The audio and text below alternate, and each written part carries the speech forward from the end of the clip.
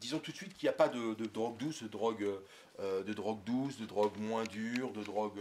Il y a les drogues légales, il y a les drogues pas légales, pour des raisons sociologiques dont on débat, on va pas débattre aujourd'hui. Mais en fait, toutes les drogues vont agir toutes au même niveau, au niveau du circuit du plaisir, et vont induire une augmentation du plaisir par l'augmentation du taux de dopamine à un endroit très précis, tout petit, dans le cerveau, dans ce qu'on appelle l'aire tegmentale ventrale. Donc toutes les drogues agissent là, par différents moyens, mais le résultat final est toujours là. Si le produit en question ne fait pas ça, c'est que ce n'est pas une drogue, et il ne va pas être intéressant pour l'homme. Et le cannabis ne fait pas exception, lui aussi, par un mécanisme où il stimule ce qu'on appelle des récepteurs endocannabinoïdes, va augmenter le taux de dopamine au niveau du cerveau d'une façon un petit peu différente des autres. Alors, ce qui change avec le cannabis, c'est que le nombre de personnes qui consomment du cannabis et qui deviennent dépendants est un petit peu différent, ce qu'on appelle le taux d'accroche ou le potentiel addictogène de la substance. Hein, l'héroïne ou la nicotine sont des substances extrêmement addictogènes, puisqu'on estime que les consommateurs réguliers pendant 1 ou 2 mois, environ 90% de ces gens vont devenir rapidement dépendants aux produits. L'alcool, inversement, est un produit qui est relativement peu addictogène, dans le sens qu'il y a beaucoup d'expérimentateurs d'alcool qui ne sont pas alcooliques, on est tous témoins de ça. Malheureusement, ceux qui deviennent dépendants à l'alcool, ça représente environ 8% des consommateurs en Europe occidentale, eh bien, ceux-là vont avoir une maladie gravissime, la dépendance alcoolique, dont on pourrait reparler. Alors le cannabis se situe un petit peu à mi-chemin entre les deux, puisque le cannabis, il y a environ 50% de gens qui vont en consommer de temps en temps, régulièrement, plus ou moins, vont avoir un certain nombre de répercussions, dont on pourra rediscuter, et finir par l'arrêter. Ce sont eux d'ailleurs qui vont faire la publicité du produit plus tard. Hein. Et puis par contre, plus de 50% des gens, environ 50%, vont devenir addicts au produit, vont le consommer massivement, vont en avoir de plus en plus besoin, vont avoir un phénomène de tolérance, c'est-à-dire vont avoir besoin d'en reprendre, et ils vont avoir besoin d'augmenter les doses pour avoir le même effet, vont essayer de rechercher toujours plus de résultats en essayant de trouver des produits plus dosés, ce qu'on appelle du meilleur produit, de la meilleure cam. Et bien sûr, dans ce domaine-là, ça va les amener aussi à d'autres expérimentations, à la recherche d'autres produits.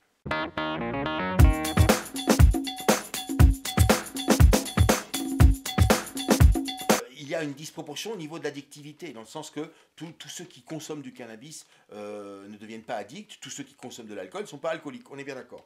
Malheureusement, ceux qui deviennent addicts au cannabis, puisque c'est le sujet, ceux-là vont le payer très très cher, avec des répercussions sociétales, professionnelles, familiales, scolaires, et bien sûr aussi au niveau physique, très importante, sans parler de certaines pathologies psychiatriques qui semblent favoriser, ou en tout cas émerger au travers de la consommation importante de ces produits. Moi, je travaille dans un secteur, dans un centre de soins de suite et de réadaptation à l'addictologie, et j'ai énormément de patients qui consomment ou qui ont consommé du cannabis, et l'immense majorité me disent, parce qu'ils ont été dépendants, me disent « je n'aurais jamais dû y toucher, je n'aurais jamais dû y toucher ». Par contre, ceux qui ont pris du cannabis et qui n'ont pas été dépendants, hein, ils font partie des 50% entre guillemets qui ont bien tiré au loto, eh bien ceux-là, ils vont vous dire mais non, pourquoi pas, faut le prendre, c'est normal, moi j'en ai pris, ça m'a rien fait, voilà. Alors, parlons 2 mots du cannabis. Le cannabis, c'est pas bénin, prendre du cannabis, même sans devenir dépendant, c'est un formidable nettoyeur de la mémoire à court terme. Donc c'est clair que si vous prenez du cannabis pendant quelques temps, en particulier si vous êtes aux études, c'est très mauvais pour vos révisions et c'est encore très très très mauvais pour vos examens. Donc ça c'est sûr, même si effectivement au moment où vous allez arrêter d'en consommer, votre mémoire va probablement récupérer complètement, vous n'aurez pas de séquelles. Mais c'est clair que pendant la phase de consommation, même quand on n'est pas addict, le cannabis va diminuer la motivation à travailler, la motivation à s'impliquer, que ce soit dans un travail professionnel ou scolaire, et surtout va freiner notre capacité d'élaboration, notre idéation, notre capacité à imaginer des choses et aussi à garder en mémoire des informations qui nous sont données. Donc très clairement, le cannabis, très mauvais produit qui fait très mauvais ménage avec les études. Par contre, une grande partie des expérimentateurs, puisqu'on a dit environ la moitié, vont arriver à l'âge adulte et vont arrêter la consommation de ce produit sans être devenus addicts. C'est eux, comme je le disais, qui vont devenir les fervents défenseurs du produit en disant mais non, ça ne fait pas du mal, etc.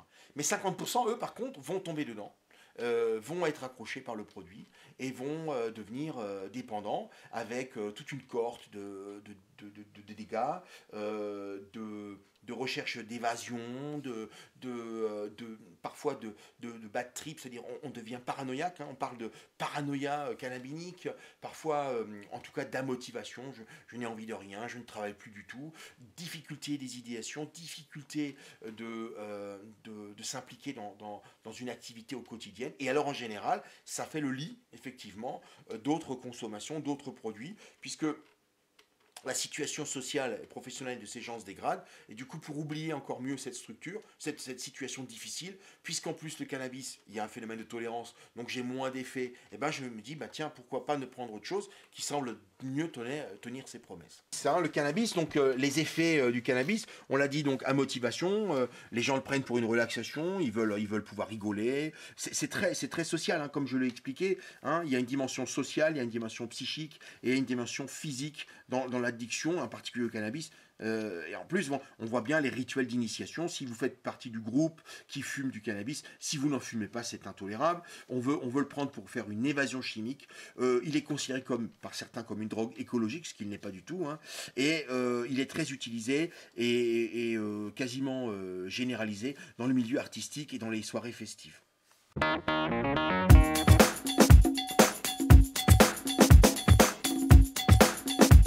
Il existe aujourd'hui plusieurs études qui montrent que le cannabis, s'il ne déclare pas ou n'induit pas de maladies psychiatriques graves type schizophrénie, il est quand même un formidable révélateur d'états latents de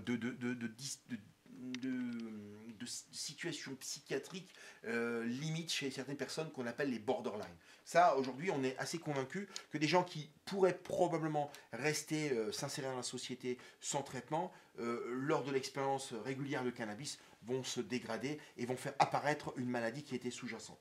D'autant plus qu'on sait, et ça tous les psychiatres vous le confirmeront, tous les schizophrènes qui consomment du cannabis pendant la consommation aggravent et font augmenter leurs symptômes schizophréniques. Ça c'est clair, hein, cannabis plus schizophrénie, c'est égal augmentation de la symptomatologie. Donc ici vous avez une image qui montre des récepteurs, ce qu'on appelle les récepteurs endocannabinoïdes en rose, et vous voyez leur effet justement sur la membrane cellulaire.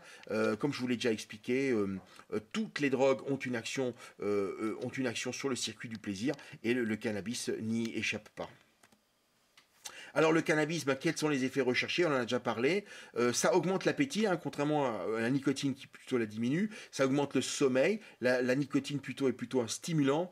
Ralentissement de la perception visuelle, sensation d'extrême plaisir. Pas forcément toujours. On peut aussi avoir de très mauvais bad trip avec des phénomènes de paranoïa, l'impression d'être persécuté. Les gens pensent qu'ils ont une meilleure facilité d'introspection, une diminution de leur inhibition, une sensation d'intelligence, de créativité. Pendant le moment où ils vont le prendre, ils vont avoir ce ressenti-là. Ce ressenti va exister. De la même façon que quand on va boire de l'alcool, on va avoir un comportement différent avec les filles. On va peut-être oser dire à une jeune fille « Oh, tu es belle, j'ai envie de danser avec toi ». Sans alcool, on n'osera pas le dire. Pareil que le cannabis, il va y avoir une désinhibition. C'est une réalité. Mais le prix à payer va être très cher.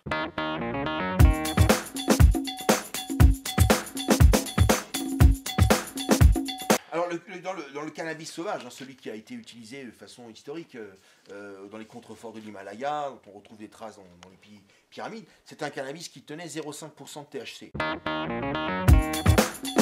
C'est la molécule active. Hein. C'est ce fameux THC qui appuie sur la pédale du plaisir dans notre cerveau. S'il n'y avait pas de THC dans le cannabis, on ne serait pas addict à lui.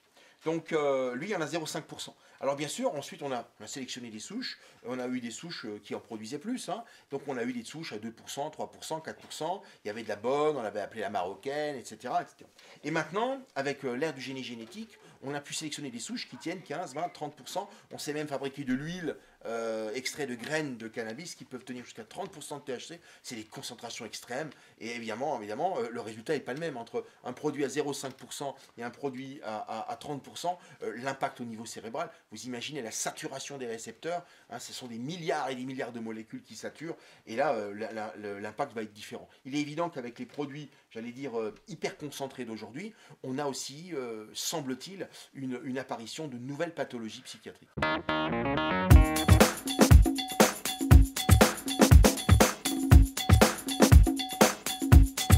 Le bad trip n'est pas lié à la qualité du produit. Le bad trip, il est lié à votre état interne, personnel. On peut faire un bad trip, même que je prends un bon produit, et je suis peut-être pas bien, je suis peut-être tendu, etc.